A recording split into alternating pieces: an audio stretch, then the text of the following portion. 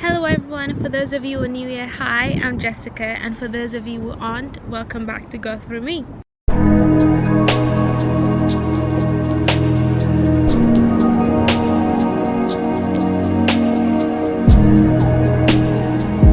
So this video is going to be about music and how it affects us physically. A fun fact before we begin, did you know that the music you listen to, the beat of the music you listen to changes the beat of your heart? So your heart rate matches the beat of the music you're listening to. So hip hop has beat of 60 to 100 beat per minute, which makes the heart beat fast. That's why when you listen to hip hop songs, you feel it energized, because your heart is beating quite fast. And compare it to reggae, where the beat is 60 to 90 beat per minute. That's when you listen to reggae, you feel a bit relaxed. And then when you listen to hardcore, I can't remember what it's called, I think it's electric, or I'm not quite sure, I'll fact check on that, but hardcore is what it's called in general. It goes up to 200 beats per minute, and that is very aggressive. That is not normal. It's very, very, very fast. That is way above the normal human heartbeat per minute. So that's when people listen to, I'm trying to remember the name of the song, heavy metal, that's it. They have you seen a room of people who are listening to heavy metal? It's crazy. I might insert a clip of just people maybe in a room or a club just listening to heavy metals, and the way they behave, they're jumping almost like they're being hypnotized. They're not themselves. So that's because the beat per minute is very high, their heart is beating very fast, and that's the result of the things we can see. That's why many people become emotionally dependent on music. The person's mood changes with the change in the blood circulation, and the effect is the same of that of a drug. So I'm gonna list drugs, and I'm gonna compare it to songs that give the same effect as that drug. Okay, does that make sense? Marijuana gives the same effect as when you listen to reggae. Ecstasy causes hallucination, which is kind of like raves. Heroin brings the power of rock. So when you take heroin, it gives the same effect to your body as when you listen to songs of the theme, or when you listen to rock songs. So there is an experiment that was done by David Merrell. It was done on mice. He had 3 groups of mice, and let's say group A, group B, and group C.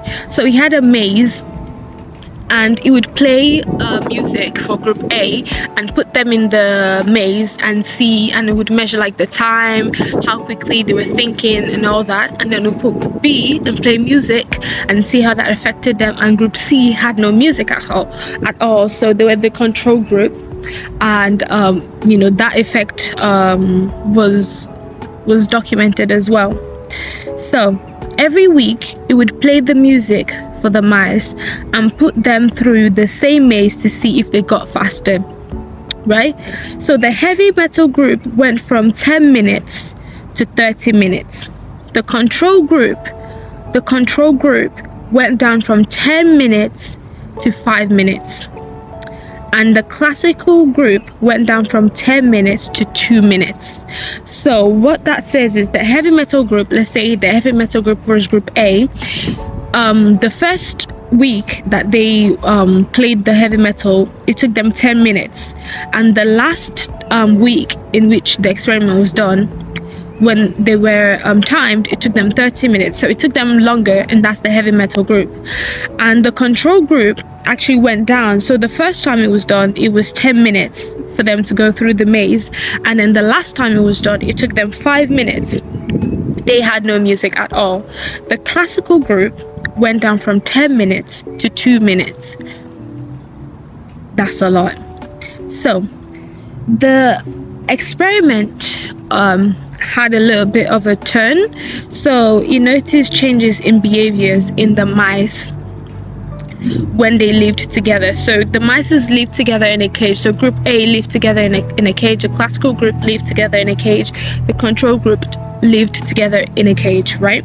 So in the first experiment only lasted 2 weeks, because the heavy metal group became so violent and began to kill each other until there was one mice left. So the group that were listening to the heavy metal when they were in the maze started, displaying signs of violence, and they were killing each other until there was one mice left. So that experiment had to stop, and it had to start again with different groups of mice, right? So that alone speaks a lot to me, because why just the heavy metal group? The classical groups were fine, the control group was fine. I think with the classical group, 1 or 2 mice died because they were old, not because they were violent or anything. So that was nature. But the heavy metal group were very violent and started to attack each other, and until there was one mice left.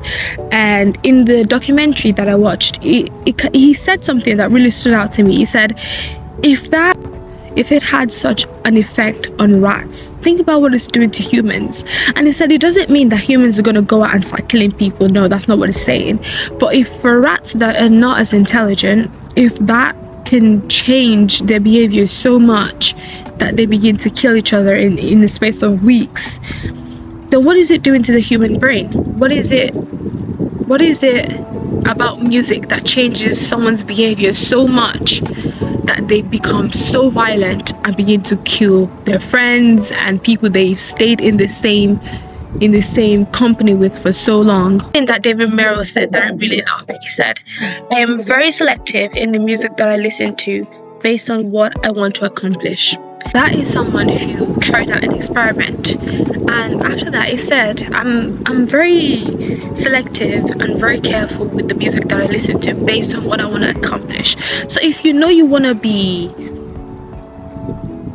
productive, you're not going to listen to heavy metal, heavy rock, metal, whatever it's called. You're not going to listen to that, because physically it changes your heartbeat. This isn't even a spiritual side to it. Physically, it's been experimented on. It changes your heartbeat. So you can't say, oh, it's just music, it doesn't do anything. Yes, it does. Even on the physical side, on what we can see, imagine what it does to the spiritual side, which has to be a totally different video. So I just want to give my opinion on this music debate, because there's a very big debate going on in the Christian community whether we can listen to secular music, whether all music is bad, whether it's it's a big debate. My take on this is, if what you're listening to isn't gonna help you go where you're going, why are you listening to it? Yeah, but the melody is nice. Yeah, but the thing is nice. Okay, there's always, I'm diving in a little bit to the spiritual side now, but just bear with me for a second. There's always a spirit behind a song. Now, whatever the intent of the writer or the singer is, when you're listening to that music, you're giving access to whatever emotion, to whatever spirit the person was carrying while they were writing or while they were recording that song. So when you listen to things like Sia, Chandelier Shoot, that song was about suicide. Most people don't know that because it has a nice melody, and the lyrics don't necessarily say, oh, I wanna die or something like that. It's they can cover it up in such a nice way. So when you're not spiritually alert and you're saying, well, the lyrics are not that bad, or they're not swearing at it, or it's not obvious that it's bad, there's a little bit of an argument there whether you should listen to it or not. So I would say be spiritually alert, speak to God about it. Personally, I don't think Christians should be doubling in secular music. not all music is bad. There's some really good music out there that is just about, appreciating life, seeing how beautiful nature is. That there's nothing bad about that. But what I'm trying to say is you have to be very, very selective about the music you listen to. Not everything that has a good rhythm or good melody is good for you. Like, I've had a personal experience where I listened to this beautiful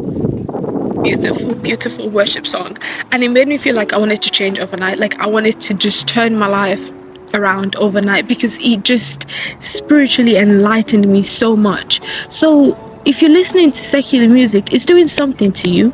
You don't have to feel it right away, right there, right now. The devil's too smart for that. You're not gonna listen to one lyric and be like, yeah, okay, I want to do this, I want to do that, I want to do this. But slowly, the more you listen to it, the more it starts to sink in. The more you want to do this, the more you want to do that, and then you see that your whole routine is starting to change. The way you talk is starting to change. The way you see the world is starting to change. If it can change your heartbeat, just think about that for a second. Something you're listening to changes the way your heart beats. Hello. Hi. It changes the way your heart beats. It can definitely change more than that. So I really do hope that I'm not here to say a lot of things. I'm not here to tell you it's bad to listen to secular music. I'm giving you facts. These are things you can search online and see, right? You can look for it yourself and see it. These are things that actually happens, right? I'm not giving any Bible verses today, because this is just on the physical side, and I haven't even touched on what it does to the brain. Music affects your brain. It affects the way you see the world. I feel like I have to do a part 2 on this, because music is such a powerful thing, and it's just swept under the carpet because people don't see with your physical eyes what it does to you, right? So I think that if you have a goal, here's my take on this. If you have a goal and your goal is Christ-based, why would you want to take from the well of the world for a journey with God? It doesn't make sense, because the water from the world is not going to quench that thirst. You're on a journey with God. I will say this: the emotion that comes with music goes with the music, but the effect stays without the music. So you can listen to a song and you feel good for the moment, you feel elevated, you feel hyped, and then that emotion is gone. But whatever it's done to you physically, or whatever it's done to you intellectually, stays without the music. The music doesn't need to be playing for the effect to carry on. Music has power. It's not just sound. And another thing that I feel like, I don't want this to be too long, but I feel like a lot of things that people forget is that Satan is a fallen angel, but before he fell, it was one of the best. In fact, the Bible tells us it was the best with music. He pleased God. The person we're trying to please with our service on earth said, this one pleases me. And then he fell. There was no mention of his gift was taken away from him. He's never able to, make music again. No. The gift is still with him. It's just the focus is different. The focus is about him now. So when people make good music, of course it's going to be good. That's a gift that God gave. So it's good music, but is it good music? Is it helping you in any way? No, it's not. No, it's not. Because if you actually think about it, when you listen to secular music, what do you think about? What do you imagine? Where does it take you? But when you listen to good music with actual meaning and enlightenment, you see that your view of life starts to change. You start to think differently. But you know, not a lot of people want to hear that, and I think people are very comfortable with listening to secular music and the effect of it because they don't see it, you know, immediately. So that's why it's so looked down upon when people say, you know, you shouldn't be listening to secular music as a Christian. But once again, that's my opinion and that's my conviction. So whatever the Lord has placed in your heart to do to guide you in your path with Him, follow that. But I just gave the facts today. I will definitely be coming out with a part 2 of this to go more about how music affects the brain and how it affects us spiritually. But for today, we talked about the heart and the experiment with the mice. So think about that, let it reminisce with you why the music affected the people with the rock music, the rats, the mices, with the rock heavy metal and not the classical music.